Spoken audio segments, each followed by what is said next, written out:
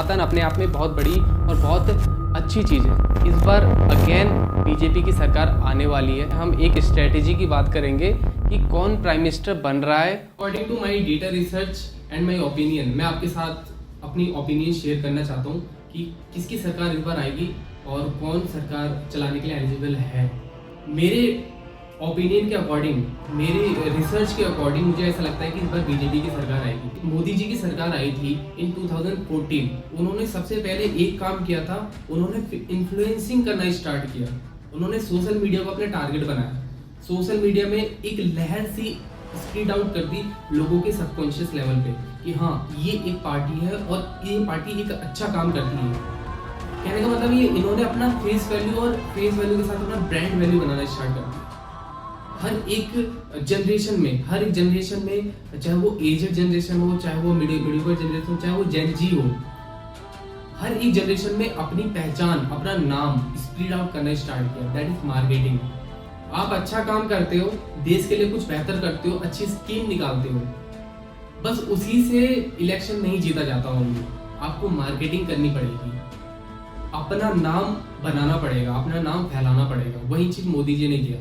मोदी जी ने social media को अपना टारगेट बनाया और सोशल मीडिया पे ज़्यादा फंड रेज किए। इन 2014 मोदी जी की सरकार जब आई थी, उससे पहले इन लोगों की मार्केटिंग बहुत अच्छी थी अपने फेस वैल्यू को लेके। इन्होंने क्या किया कि सोशल मीडिया के थ्रू हर एक जगह पे फैलाना स्टार्ट कर दिया कि ये एक पार्टी है जो कि आने वाले फ्यूचर में अच्छा काम करने वाली है। ये करना इनकी एक सेल्स स्ट्रेटेजी थी कि हाँ, ये पार्टी है, इस पार्टी को आप वोट दो, ये आने वाले टाइम पे बहुत अच्छा काम करने वाली है। इनका एडवर्टाइजमेंट भी देखोगे, अब की बार मोदी सरकार, अच्छे दिन आने वाले हैं। मतलब कि इनका जो एडवर्टाइजमेंट में ही कुछ ऐसा था कि कि हाँ, इस बार कुछ अलग होने वाला है, इस बार कुछ अच्छा होने वाला है। 2014 में इनकी सरकार आई कि 282 सीट से, लोकसभा की 282 सीट से इन्होंने इलेक्शन जीत लिया। वहीं आप 2019 में जाओगे, 2019 में ये 303 सीटों से इन लोगों ने इलेक्शन जीता। क्यों? 2014 में और 2019 में इन्होंने ऐसा क्या काम किया कि ये सरकार दोबारा से वापिस आई। इन्होंने अलग अलग नीति बनाई, अलग अलग स्ट्रेटेजी फॉलो करी, जिसके अकॉर्डिंग ये सरकार दोबारा से आई। फॉर एग्जाम्पल, इन्होंने ट्रांसपोर्टेशन में अच्छा काम किया, इंफ्रास्ट्रक्चर में अच्छा काम किया, एजुकेशन में अच्छा काम किया। पर ये जो स्कीम लेके आती है, स्कीम के साथ साथ इन्होंने अपना टैग, अपना एडवर्टाइजमेंट टैग भी ऐड कर दिया। फॉर एग्जाम्पल, प्रधानमंत्री कौशल विकास योजना, प्रधानमंत्री जनधन योजना, प्रधानमंत्री किसान योजना। तो प्रधानमंत्री आगे ऐड कर दिया, उसके बाद योजना ऐड कर दी। इससे क्या होता है, इससे इनकी फ्री मार्केटिंग होती है। पहले के टाइम में मार्केटिंग के लिए बहुत अलग से पैसे देने पड़ते थे, अलग से उसकी मार्केटिंग करनी पड़ती थी। लेकिन इनकी स्ट्रेटेजी क्या थी कि ये जो काम कर रही है, काम को दिखाना भी आना चाहिए। काम को कैसे सेल आउट करें, काम को कैसे ट्रांसपेरेंसी के साथ, कैसे ऑडियंस के साथ शेयर करें। ये बुजुर्ग माता जी को एक चेयर दे दीजिए भाई, ये बुजुर्ग माता जी को वो चेयर दीजिए, एक कुर्सी दे दीजिए माता जी को।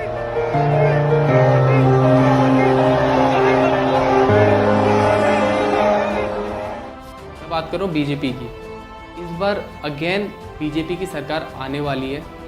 एग्जिट पोल के थ्रू हमने देखा, न्यूज़ रिपोर्टिंग में हमने देखा और अलग अलग इन्फ्लुएंसिंग में हमने देखा, अलग अलग स्टेट में हमने देखा, स्टेट की गवर्नमेंट में हमने देखा कि बीजेपी के साथ लोकसभा में काफ़ी ज़्यादा सीटें हैं, काफ़ी ज़्यादा बहुमत है। तो वहीं बीजेपी की मैं बात करूँ तो एक पर्टिकुलर कॉम पे इन्होंने टारगेट किया है कि हिंदू पे बहुत ज़्यादा टारगेट किया है। Hinduism, which is good.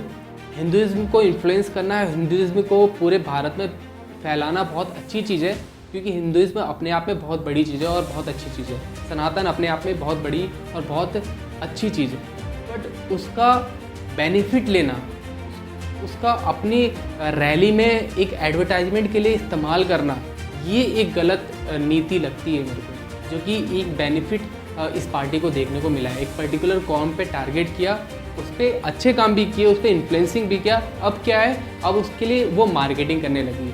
मतलब और चीज़ पे ध्यान ना दे के बस वही चीज़ को इन्फ्लुएंस करना, वही चीज़ को बताना, वही चीज़ बढ़ाना और उसी चीज़ को लोगों को दिखाना, ताकि लोग उससे कनेक्टेड हैं और उस चीज़ से कनेक्टेड है तो मेरे से भी कनेक्टेड हो जाए। ये चीज़ मोदी सरकार ने किया, विच इज़ नॉट गुड। आपको एक लीडर हो आपको न्यूट्रल होना बहुत ज़रूरी है। बाकी ऑल इन ओवर इनकी जो स्ट्रैटेजी है, इनकी जो काम करने का तरीका है, इन्फ्लुएंसिंग स्ट्रैटेजी है, वो बहुत अच्छी है। प्राइम मिनिस्टर चुनने के लिए लोकसभा में बहुमत सीट होनी चाहिए, ज़्यादा से ज़्यादा सीट होनी चाहिए। लोकसभा में टोटल सीटें 543 है, 543 सीट्स है, जिसमें से जिसकी ज़्यादा बहुमत होती है वो उसमें से प्राइम मिनिस्टर चुना जाता है। फॉर एग्ज़ाम्पल अगर बीजेपी की सरकार, बीजेपी की सीट्स जो कि हर एक स्टेट से एमपी चुने जाते हैं, एमपी जो कि रिप्रेजेंट करते हैं हर एक स्टेट्स को, जो कि लोकसभा के मेंबर होते हैं, उसमें से सीट्स चुनी जाती है जो जिस पार्टी की ज़्यादा बहुमत में सीट होती है उसके अकॉर्डिंग पीएम चुना जाता है। जैसे कि 2014 में 285 सीट थी बीजेपी की और 2019 में 303 सीट थी जो कि बहुमत था, इस हिसाब से वो जीती थी। और इस बार कहा जा रहा है कि 400 पार, मेरे हिसाब से वो 400 पार तो नहीं हो पाएगा, बट काफ़ी हद तक बहुमत लेके आ पाएगी ये सरकार। तो गाइज एज यू नो अभी 2 अलायंस में बांट दिया गया है पार्टीज़ को, एक इंडिया अलायंस और एक एनडीए अलायंस। इंडिया अलायंस में कांग्रेस पार्टी, समाजवादी पार्टी, आम आदमी पार्टी और भी बहुत सारी पार्टीज एक अलायंस में है। इस बार 53% लोगों ने वोट नहीं भी दिया है, तो वो 53% लोग किसके फेवर में हैं, किसके फेवर में नहीं है, इस पे भी वोट डिपेंड हो सकता है। सो ये तो कल ही पता लगेगा। I hope best person will win, और जो भी जीतेगा अच्छा काम करेगा, देश को आगे बढ़ाएगा और अपना कंट्रीब्यूशन देगा। हम यही चाहेंगे कि इस बार जो भी सरकार आए क्लाइमेट पे काम करे, नेचर को नेचर की तरह रहने दिया जाए। Development is necessary, but nature को इन्फेक्ट करके डेवलपमेंट करना विच इज़ नॉट गुड, तो इस चीज़ पे भी ध्यान रखना चाहिए। रोज़गार पे ध्यान दे। तो आप लोग भी बताओ, आप लोगों ने किस पार्टी को वोट दिए, कमेंट सेक्शन में कमेंट करके बताओ कि कौन सी पार्टी जीत सकती है और आपने किसको सपोर्ट किया है।